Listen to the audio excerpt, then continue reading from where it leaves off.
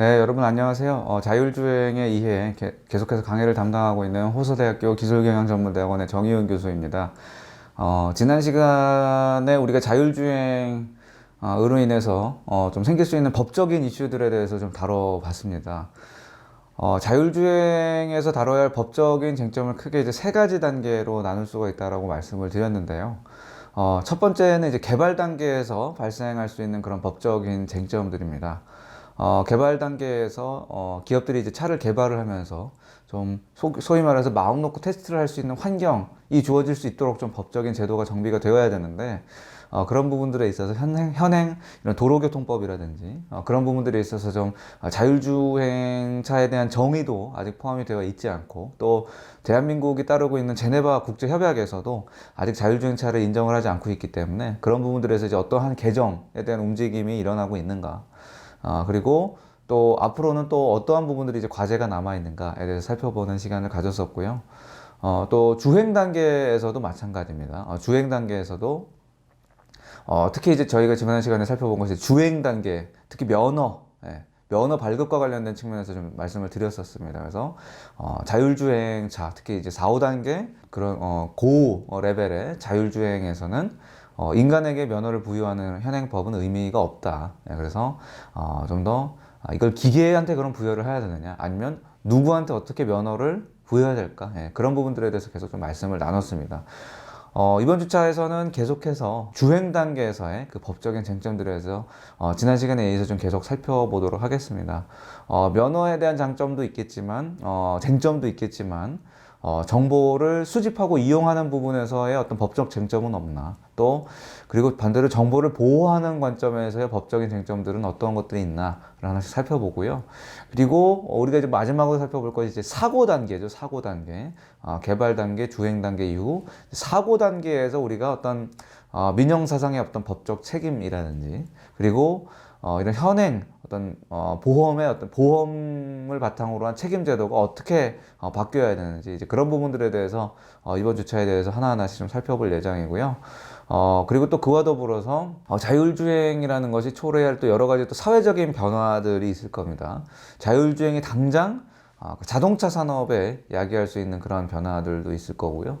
또 기타 여러 가지 뭐 어떤 직업의 변화라든지 뭐 어떤 다양한 사회적인 변화들이 있을 거로 예상이 됩니다. 그래서 오늘은 지난 시간에 미처 다루지 못한 이런 법적인 이슈들과 함께 자율주행이 초래할 사회 변화에 대해서 이번 주차에서 또 3개 차시에 걸쳐서 여러분들께 말씀을 드려보도록 하겠습니다. 네, 그래서 주차 과정을 소개하면 이렇습니다. 법적인 쟁점 있고요. 또 그에 더해서 사실 뭐 법적인 쟁점도 있지만 법적인 쟁점을 논하지 않고더라도 또 윤리적인 쟁점도 있을 수가 있습니다. 자율주행이 초래할 수 있는 윤리적인 쟁점도 있다라는 말씀이에요. 얼핏 들어서는 사실은 뭐 윤리적인 쟁점이 어떤 것들이 있을까 의아해하실 분들이 있을 것 같은데 한번 자세히 살펴보도록 하고요. 그리고 자율주행이 초래할 이런 사회 변화들에 대해서 하나씩 살펴보는 시간을 갖도록 하겠습니다. 그럼 준비가 되시면 바로 좀 시작을 해보겠습니다. 네. 역시 강의 전에 한번 질문을 드려보려고 합니다. 여러분들이 본 강의를 듣기 전에 어느 정도 이해를 먼저 하고 계신지. 사실 첫 번째 질문은 이미 제 수업을 들어본 분들이라면 아실 것 같아요. 나는 커넥티드 카의 정의를 알고 있다. 이 부분은 사실 지금쯤은 당연히 알고 계셔야 하는 질문이라고 생각이 되고요. 두 번째 질문입니다. 두 번째 질문. 어떻게 보면 지난번에도 얘가 유사한 질문을 드린 적이 있었어요. 나는 자율주행 운행 중 정보를 수집을 하는 거죠. 자율주행을 하는 과정에서 당연히 운행에 필요한 정보를 수집을 할 수가 있습니다. 그 정보 수집이 또 현행법에 위배가 된다는 사실을 알고 계신가요? 좀 놀랄 수도 있는데, 지난 시간에 비슷한 질문 드렸었잖아요. 자율주행을 하는 것 자체가 현행 도로교통법에 위배된다는 사실 여러분들 이미 알고 계시지만, 그 자율주행 하는 행위 자체도 위배가 되지만 자율주행 과정에서 수집을 하는 정보를 수집하는 행위 자체도 또 위법할 수 있다라는 부분들도 아마 모르셨다면 오늘 수업을 통해서 알아가실 수 있기를 바라고요.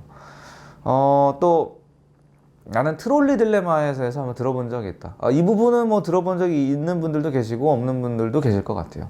제가 이번 주차에서 논의할 것이 이제 윤리적인 쟁점에 대한 부분, 법적인 쟁점과는 별도로 이제 윤리적인 쟁점에 대해서도 살펴본다라고 말씀을 드렸는데, 그 윤리적인 쟁점의 어떤 근거로 제시가 되는 것이 바로 이 트롤리 딜레마라는 것입니다. 그래서 오늘 트롤리 딜레마에 대한 것도 한번 살펴보려고 합니다. 예, 준비가 되셨으면 또 본격적으로 한번 수업을 진행을 해보도록 하겠습니다. 예, 이번 차시는 그래서 자율주행의 법적 쟁점, 지난 주차에 이어서 진행을 하기 때문에 오늘 벌써 네 번째 시간입니다. 그만큼 법적인 쟁점들에 대해서도 이 기술적인 쟁점만큼이나 사실은 이슈가 굉장히 많다라는 그런 이야기가 되겠습니다. 예.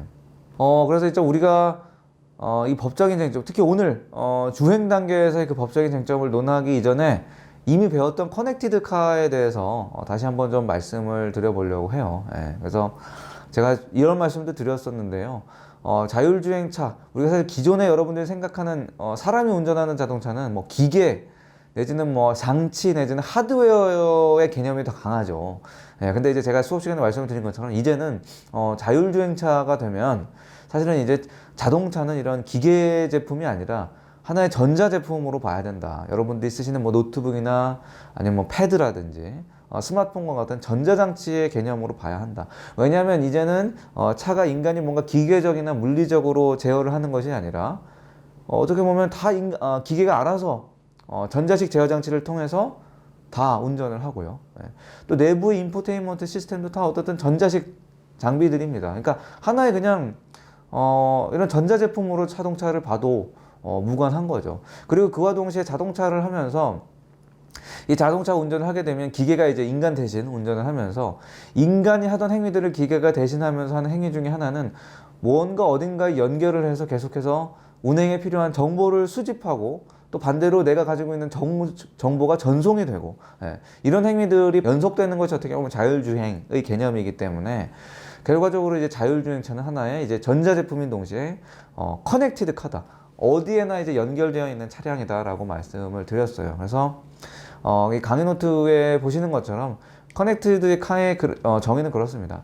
자동차와 ICT 기술이 융합이 되는 거예요. 예, 그러니까 정보통신 기술하고 융합이 돼서 하나의 네트워크 연결을 기반으로, 그렇죠? 우리가 뭐 통신 플랫폼에 대해서도 말씀을 드렸습니다만, 네트워크 연결을 기반으로 어떤 하나의 운전자에게 다양한 서비스를 제공하는 뭐 그런 차량입니다. 예, 인포테인먼트 시스템에서 서비스를 뭐 제공하는 경우도 있고요. 예. 그러니까 커넥티드가는 ICT 기술을 기반으로 어떤 네트워크와 연결돼서 모든 네트워크와 연결이 되는 겁니다. 그렇죠? 그런 차량이라서 이런 텔레매틱스라든지 인포테인먼트 기능을 갖춘 차량으로서 뭐 자율주행이라든지 뭐 차량 공유라든지 이런 지능형 교통체계, 우리가 뭐 CITS 시스템에 대해서도 배워봤습니다만, 이런 모든 것들이 이제 네트워크 기반으로 해서 제공이 되는 그런 서비스의 하나의 어떤 그런 집합체가 자율주행차다. 그래서 커넥티드 카다라고 말씀을 드린 바가 있었습니다. 그러니까 결국은 모든 것에 대해서 이제 연결이 돼 있다라는 말씀이거든요. 근데 이제 이런 것들이 커넥티드 카가 통신에 의해서도 가능하지만 자율주행 차량에 부착된 다양한 센서들에 의해서도 가능하죠. 그래서 뭐 아시다시피 이렇게 다양한 센서들이 또 통신 플랫폼과는 별도로 이렇게 장착이 되어 있습니다. 왜 이렇게 계속해서 했던 얘기를 또 하냐? 이미 수업 시간에 이미 들어서 지겹도록 들었던 이야기이시겠지만 결국은 커넥티드 카, 통신과 이런 다양한 센서를 기반으로 한 커넥티드 카라서 사실은 문제가 되는 것이 뭐냐면 이런 것들을 통해서 계속해서 어쨌든 정보를 수집을 하고 이용을 해야 한다라는 거예요. 네, 그래서 뭐 이런 것들은 물론 이제 어떤 운전에 필요한 뭐 표지판 정보라든지 어떤 뭐 신호등의 색깔이라든지 아니면 뭐 어떤 동적인 뭐 사물이라든지 아니면 뭐 도로 위에 있는 어떤 뭐 이런 뭐 레인 차선이라든지 뭐 여러 가지들에 대해서 정보를 수집을 필수적으로 할 수밖에 없거든요. 여러분도 지금 운전을 하시면서 당연히 그런 정보들을 파악을 해가면서 운전을 하시는 거잖아요. 뭐 날씨, 뭐 노면이 미끄럽냐 어떠냐, 아니면 뭐 낮이냐 밤이냐. 특히 뭐 밤이라고 하면 더 운행에 집중해서 주의를 해서 하시고요. 그런 정보도 하나하나 파악을 해서 운전을 하는데 문제는 이제 자율주행 하다 보면 뭐 이러한 사실은 뭐 민감하지 않은 정보들 뿐만 아니라 어떻게 보면 민감한 정보들도 사실은 자율주행을 하면서 이런 정보들이 쉽게 노출이 되고 주고받는 상황이 생길 수가 있거든요. 예. 본의 아니게 자율주행차에 장착된 카메라를 통해서 내 앞에 보행자를 본다. 그럼 결국은 어떻게 보면 보행자 입장에서는 내가 그 시간에 그 위치에 있었고, 그러니까 나의 위치 정보가 노출이 되는 거예요. 예. 그리고 또 내가 그때 뭐 입은 옷이 뭐고, 또 내가 뭐 그때 그 카메라에 포착됐을 당시에 누구와 함께 걸어가고 있었고, 예. 그러니까 나의 어떤 지인에 대한 정보라든지, 나의 뭐 어떤 뭐 의상에 대한 정보라든지, 내가 그 시간에 어떤 동선을 취하고 있었는지, 그런 민감한 개인 정보들까지도 다 이 센서와 이런 통신 플랫폼 등을 활용을 해서 다 노출이 되고 주고받는 그런 상황들이 생긴다라는 거예요. 예. 그래서 이런 다양한 정보들이 오고 갈 수 있다라는 것이 우리가 오늘 이제 법적인 쟁점 차원에서 이제 다뤄야 될 그런 문제라는 거죠. 예. 그래서 이제 제가 던지고 싶은 질문은 이런 겁니다. 어쨌든 커넥티드 카다. 모든 것이 연결이 되어 있는데 너무 연결이 잘 되어 있어서 문제라는 거예요. 예. 그래서 이 하나의 커넥티드 카로서 자율주행 자동차는 운행 정보, 운행 후에 필요한 정보를 끊임없이 수집하고 이용한다는 거 어쩔 수 없죠. 예, 어쩔 수 없어요. 사실 여러분들도 뭐 운행하다 보면 뭐 당연히 보행자의 뭐 위치나 의상에 대한 정보 아시게 되지만, 근데 여러분들은 운전을 하시면서 그런 걸 뭐 눈에 뭐 담아두거나 뭐 뇌에 저장을 한다거나, 예, 그렇지는 않잖아요. 예. 근데 이제 자율주행을 하면 카메라가 그걸 기록을 한다라는 거예요. 예. 그렇다라고 한다면 이렇게 카메라가 혹은 네트워크를 활용을 해서 이런 정보를 수집을 하고 뭔가 네트워크를 통해서 이런 거를 뭐 업로드를 하고 다운로드를 할 수 있는 이런 전반의 행위, 이런 정보를 수집을 하고 이용을 하는 그런 행위가 어떤 현행법상의 문제가 없는가? 뭐 문제가 없다면 이 수업을 할 필요가 없겠죠. 그런 부분들에 대한 한번 질문에 대해서 한번 여러분들이 스스로 한번 답을 한번 생각을 해보시고요. 만약에 문제가 있다라고 한다면 그럼 현행법의 어떤 그 제도 같은 것들이 어떻게 개선이 돼서 시행이 되어야 할 필요가 있을까? 아니면 현재 만약에 개정이 되고 있다면 뭐 어떻게 개정이 되고 어떻게 뭐 시행이 되고 있을까? 예. 그리고 우리나라뿐만 아니라 이제 국외죠. 해외 선진국들, 특히 이제 자율주행에 대한 선진 기술을 보유한 국가들은 마찬가지 문제가 있을 거거든요. 똑같은 문제에 당면을 하고 있을 겁니다. 이런 부분들에 대해서 어떻게 접근을 하고 있을까? 해결책으로서 그런 부분들에 대해서 좀 하나씩 살펴보려고 합니다. 예. 그래서 어쨌든 정보가 오간다라는 거예요. 예. 민감하지 않은 정보는 사실 문제가 되지 않습니다. 근데 이제 문제는 누군가에게 민감한 수도 있는 그런 개인 정보가 오간다라는 거죠. 예. 그럼 이제 현행법상에서 이런 개인 정보를 뭔가 취급하고 뭔가 보호함에 있어서 이 현행법상에서 관련 있는 법들이 어떤 게 있냐라고 먼저 말씀을 드리면, 가장 대표적인 게 이제 두 가지입니다. 하나는 개인정보법이죠. 개인정보보호법. 네, 개인정보보호법 뭐 들어보셨을 거라고 생각이 됩니다. 또 정보통신망법. 네, 이게 가장 이제 대표적인 법들이 되겠죠. 그럼 이제 궁금한 건 일단 제가 이제 민감한 정보라고 표현을 드렸습니다. 근데 다소 모호하죠. 뭐가 민감한 거죠? 네, 나의 어떤 정보들이 민감한 건가요? 네, 그런 부분들에 대해서 일단 정의를 먼저 내릴 필요가 있을 것 같은데요. 이제 현행법상에서는 개인정보를 어떻게 정의를 하고 있냐면, 먼저 이제 개인정보보호법에서는 이제 2조에서 이렇게 정의를 하고 있어요. 네, 개인정보란 살아있는 개인에 대한 정보다. 뭐 당연한 얘기죠. 개인에 대한 정보인데 이제 성명, 주민등록번호, 그리고 어떤 개인을 특정할 수 있는, 이건 딱 누가 봐도 나다. 이건 누가 봐도 정혜훈이다. 이런 걸 알 수 있는 뭐 영상을 통해서 어떻게든지 그런 것들을 이제 개인을 알아볼 수 있는 뭐 정보를 이제 개인정보라고 하고요. 이렇게 직접적으로 주민번호, 뭐 이름, 영상이 아니더라도 그러니까 해당 정보로는 뭐 특정 개인을 딱 알아볼 수 없더라도 뭔가 다른 정보와 쉽게 결합해서 알아볼 수 있는 것. 예. 그래서 당장 저의 이름과 주민번호는 모르지만 호스대학교 기술경영전문대학원에 재직 중이다. 예. 학생들을 가르치고 있다. 예. 나이는 뭐 대충 몇 세 가량이다. 인상착의는 어떻다. 대충 뭐 다른 정보와 쉽게 결합해서 그러면 딱 이 사람이네 라고 알아볼 수 있는 사실은 정보도 개인정보다라고 정의를 할 수가 있는 거예요. 근데 이제 뭐 비슷합니다. 정보통신망법에서 정의하는 그런 개인정보도 크게 다르지 않습니다. 생존하는 개인에 대한 정보인데 여기도 마찬가지로 뭐 성명과 주민번호에 의해서 개인을 알아볼 수 있는 이제 결국 큰 틀에서 이제 정의는 비슷하죠. 마찬가지예요. 어떤 개인을 직접 정보로는 특정 개인을 알아볼 수 없어도 뭔가 다른 정보와 쉽게 결합할 수 있는. 예.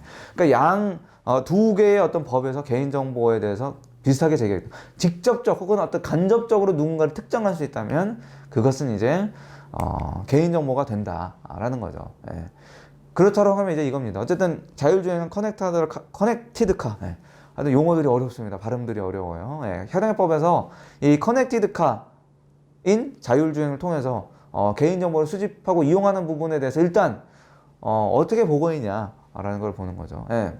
어떻게 일단 개인정보를 수집하고 이용해야 할까요? 어떤 테두리 안에서 이 개인정보의 수집과 이용을 이제 허용하고 있을까요? 라는 부분들에 대해서 질문을 던지고 싶은데, 첫 번째, 네, 개인정보 처리자는 다음 각 호의 어느 하나라도 해당하는 경우에는 개인정보를 수집할 수 있대요. 어쨌든 수집을 할 수 있어요. 예. 수집하고 이용하는 게 아예 안 되는 건 아닙니다. 아래의 조건을 만족하는 하에서는 그 수집 목적 범위에서 이용할 수 있다라고 하는데, 첫 번째로 일단 걸리는 게 정보 주체의 동의를 받아야 된다라는 거예요. 내가 자율주행을 가령 한다라고 하면 내가 자율주행을 하는 과정에서 뭔가 정보를 수집을 하잖아요. 아까도 말씀드렸지만 의도치 않게 뭐 바로 차 앞을 지나가는 어떤 보행자, 뭐 여러 가지 뭐 개인이든 단체는 사람에 대한 정보도 카메라 안에 포착이 될 거라는 거예요. 근데 문제는 그 카메라 안에 포착되는 사람들에 대해서 그 사람의 정보를 수집을 하기 위해서는 정보 주체의 동의를 받은 경우에 허용한다라는 거예요. 여러분 어떠신가요? 그럼 자율주행을 하면 카메라에 포착된 사람들에 대해서 일일이 다 동의를 받아야 수집을 할 수가 있다라는 얘기인 거예요. 일단 이 법에 따르면. 예. 근데 정보 주체의 동의를 받지 않더라도 가령 뭐 법령상의 의무를 준수하기 위해서 불가피한 경우에는 또 이용할 수 있대요. 예. 뭐 기타 뭐 법령이 정하는 소관 업무의 수행을 위해서, 아니면 어떤 계약의 체결을 이행하기 위해서, 뭐 등등 위해서 뭔가 동의를 받을 수는 없는 상황이지만 뭔가 어떤 이 법의 테두리 안에서 뭔가 불가피하다고 인정되는 경우에는 개인정보의 수집을 할 수 있다라는 거죠. 하지만 가장 눈에 띄는 거는 이 첫 번째, 정보 주체를 받은 경우에 있어서 동의가 필요하다라는 것이 일단은 하나의 그 키포인트가 될 것 같습니다. 네, 그렇다라고 하면 이제 문제가 될 수밖에 없죠. 여러분들 뭐 일단 직관적으로 보시더라도 동의를 일일이 받는다. 예. 일단은 보죠. 예. 근데 개인정보보호법에서 일단은 개인정보 처리자는 또 이런 내용이 있어요. 예. 동의를 만약에 받았다. 동의를 받는 것 자체도 어려운데요. 예. 동의를 받을 때는 다음 각 호의 상황을 또 어쨌든 정보 주체한테 알려야 한다라는 거예요. 그러니까 사전에 고지를 하고, 가령 제가 어떻게든 불가피하게 좀 자율주행을 하다 보니 이런 정보들이 수집이 될 수 있습니다 라고 상대방에게 사전에 알리고 동의를 받아야 하는데, 다음 각 호의 어느 사항을 변경하는 경우에도 동의를 받아야 된다는, 가령 뭐 개인정보의 수집 이용과 목적이라든지 수집하려는 어떤 개인정보의 항목이라든지, 그리고 어떤 개인정보의 보유 및 뭐 이용 기간이라든지, 그리고 어떤 동의 거부에 따른 불이익이 있는 경우에는 그 불이익의 내용이라든지. 사실 여러분들 뭐 이 부분에 대해서는 여러분 전혀 뭐 낯설지 않으실 거예요. 왜냐하면 이런 항목들이 여러분들 주로 뭐 어디서 이용하시냐면, 주로 뭐 어디 어떤 홈페이지에 회원 가입을 한다 그럴 때 이런 것들 반드시 여러분들 동의를 하고 회원 가입을 하시잖아요. 많이 익숙한 항목이에요. 그래서 어떻게 보면 야, 이거는 뭐 당연한 거 아닌가? 뭐 항상 어디든지 정보가 수집되면 뭐 당연히 이런 동의 절차를 구하고 시작을 하는 거니까요. 이런 개인정보보호법에 근거를 해서. 그렇기 때문에 사실은 뭐 자율주행이라고 해서 뭐 봐준다? 이런 거라기보다는 현행법상에서는 무조건 어쨌든 뭐 어떤 형태의 개인정보를 특정할 수 있는 그런 정보라면, 이런 정보를 수집할 경우에 정보 주체, 내 정보가, 그러니까 정보를 이제 제공을 하는 사람이죠. 제공을 하는 사람에게 무조건 사전 통보를 하고 동의를 받아야 한다. 라는 거예요. 근데 이제 더 재밌는 거는, 특히 이제 자율주행의 관점에서 더 재밌는 거는 바로 이 내용입니다. 야, 이 동의를 받는 것도 일일이 어려워 보이는데, 생판 모르는 남한테, 내가 운행하는 과정에서 만날 수 있는 생판 모르는 남한테 사전에 동의를 하고 정보를 수집을 한다. 현실적으로도 어려워 보이는데, 여기 이제 또 법에서 정의를 하고 있습니다.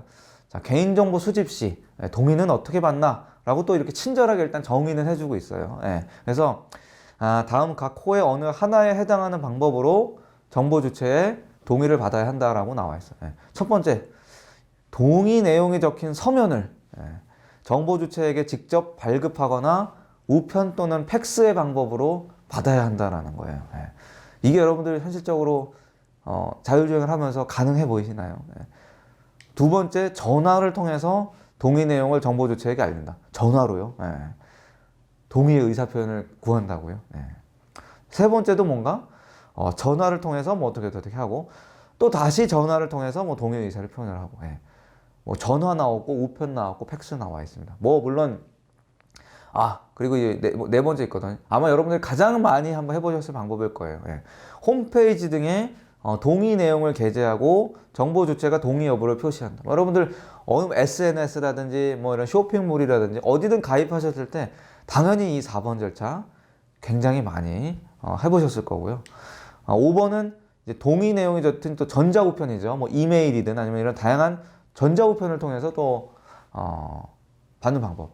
사실은 뭐 어떤 상대방과 의사소통을 할 수 있는 그런 수단은 다 나왔습니다. 예. 우편, 뭐 팩스, 전화, 인터넷, 이메일 뭐 다 나왔어요. 예. 개인정보 수집에 동의를 하는 방법을 이렇게 법적으로 다 인정을 하고 있지만 문제는 뭐 여러분들이 불특정 다수, 익명의 불특정 다수에게 이러한 방법으로 자율주행을 하면서 나타나는 모든 분들에게 다 할 수 있나요? 어렵죠. 예. 그러니까 이 자율주행차가 실시간으로 뭔가 이런 개인정보보호법에 어떤 규정된 어떤 절차와 방법을 준수하면서 개인정보를 수집한다든지 뭔가 이용하든지 그러한 동의를 받는 것은 사실상 불가능에 가깝다라는 거예요. 예. 그래서 이제 이런 부분들이 이제 결국은 수집된 개인정보의 주체 자체가 사실은 이미 다수이기 때문에 결국은 해당하기 어렵고요. 그럼 앞으로 돌아가서 문득 생각나는 게 있습니다. 예. 동의를 만약에 받아야 되는데 기본적으로 이제 동의를 받기 어렵다면 이런 거죠. 법률에서 특별한 규정이 있거나 법령상 의무를 준수하기 위해서 불가피한 경우, 뭐 공공기관의 어떤 소관 업무의 수행을 위해서 불가피한 경우, 예. 이런 경우에는 사실 동의를 할 수가 없더라도 개인정보를 수집할 수 있지만 이거는 자율주행에 해당하는 경우는 당연히 아닙니다. 6번 조항은 어떨까요? 개인정보 처리자의 정당한 이익을 달성하기 위해서 정당한 이익이요. 필요한 경우에 명백하게 정보 주체의 권리보다 우선시하는 경우에는 동의 없이 정보를 수집한다라고 이야기를 하는데, 근데 이제 이 수집하는 이제 개인정보를 활용하는 주체가 어쨌든 이 정보의 어떤 수집을 제공하는 사람 대비해서 뭔가 권리가 우선시된다라고 사실은 보기가 어려워요. 예, 그렇기 때문에 현행 개인정보보호법상 어쨌든 자율주행 자동차를 통해서 정보를 수집하고 이용한다는 것은 위법하다라는 거예요. 예, 그러면 이제 제가 이런 부분을 드리고 싶어요. 만약에 그러면 개인정보의 정의가 뭐라 그랬죠? 직접적으로 개인을 알 수 있는 정보 혹은 직접적이지 않더라도 뭔가 어떤 주변의 정보들, 조각된 정보들을 모아서 간접적으로나마 누구를 특정할 수 있는 정보가 개인정보라고 말씀을 드렸어요. 그러면은 그걸 다 둘째치고 개인을 전혀 특정할 수 없도록 정보를 가공하면 어떨까요?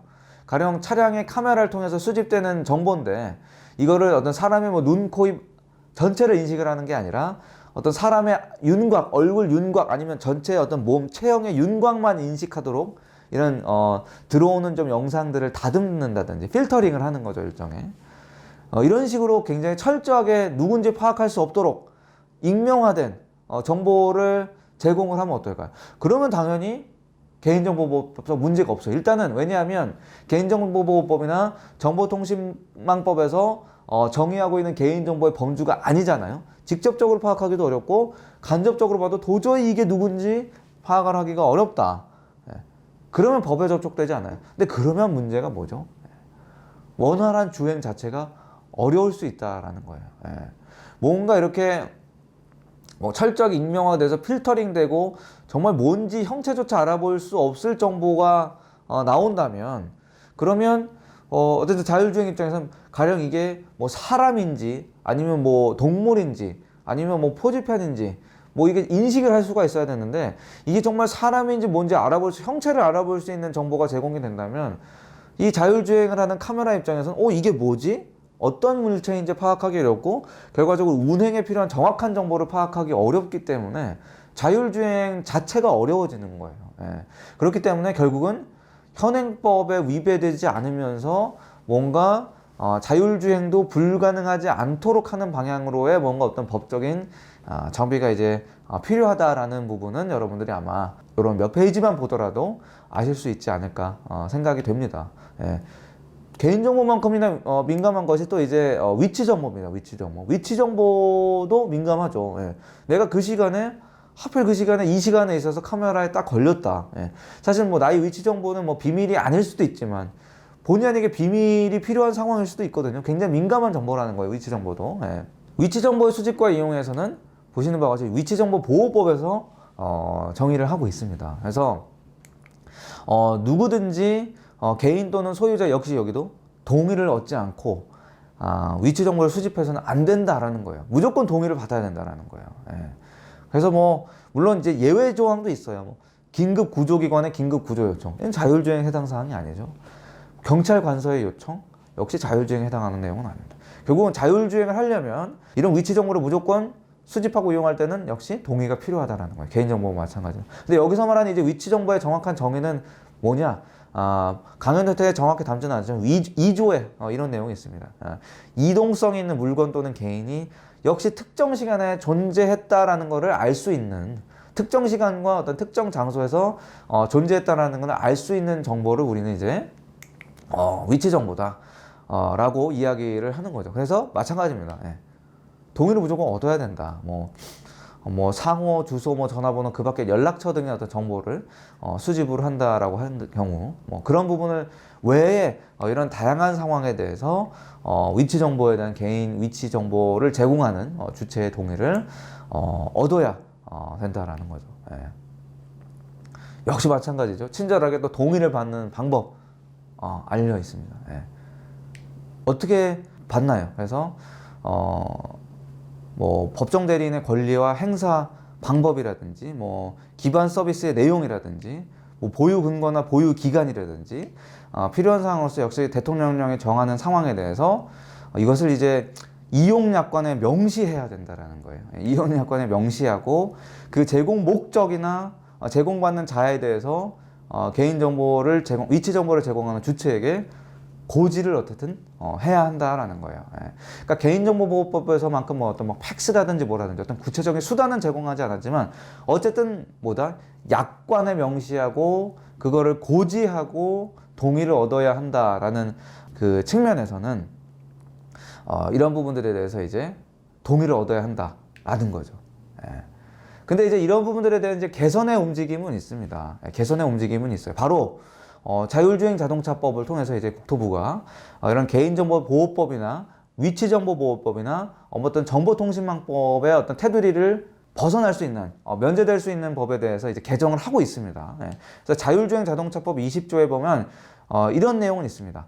익명 처리된 개인정보의 활용에 대한 다른 법령의 배제라고 되어 있습니다. 자, 익명 처리된 개인정보라는 거예요. 결국은 누군지 알 수 없다라는 거죠. 그래서 자율주행을 운행하는 과정에서 수행하는 그런 모든 정보에 대해서 삭제하거나 뭔가 대체하거나 다른 정보와 결합하는 경우에도 더 이상 특정 개인을 알아볼 수 없도록 익명 처리될 경우에는 개인정보보호법이나 위치정보보호법이나 이런 어떤 기타 대통령령으로 정하는 정보에 대해서는 적용을 받지 아니한다 라는 거예요. 예.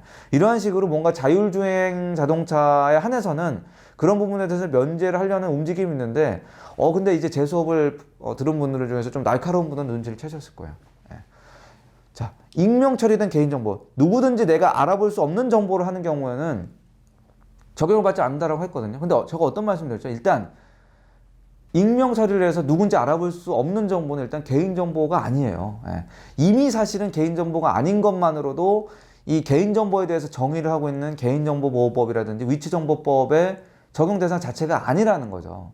그리고 더 큰 문제는 이 익명 처리된 정보 같은 게 아까 말씀드렸죠. 익명으로 처리됨으로 인해서 오히려 자율주행이 불가능해질 수도 있어요. 자율주행은 뭔가 객체를 인식을 하고 그걸 바탕으로 운전을 해야 되는데 익명 처리가 된 정보는 이미 자율주행 운전을 하는데 방해가 될 수가 있다라는 거예요. 그래서 이런 부분들, 익명 정보는 이미 개인정보로 취급되지 않고 이런 익명 처리되면 오히려 뭐 자율주행을 위한 어떤 운행 정보 파악이라든지 정밀지도 구축 등이 어려운 점에 있어서는 사실은 조금은 개정을 하긴 했지만 조금은 이제 아직은 더 개정이 더 필요한 거죠. 이미 익명 처리된 부분은 기존 법의 어떤 적용 대상이 아니기 때문에 그래서 이제 개정을 하려는 움직임 노력은 되고 있지만 더 어떤 다른 체계적인 어떤 접근이 필요하다라는 부분들을 말씀을 드리려고 합니다. 네.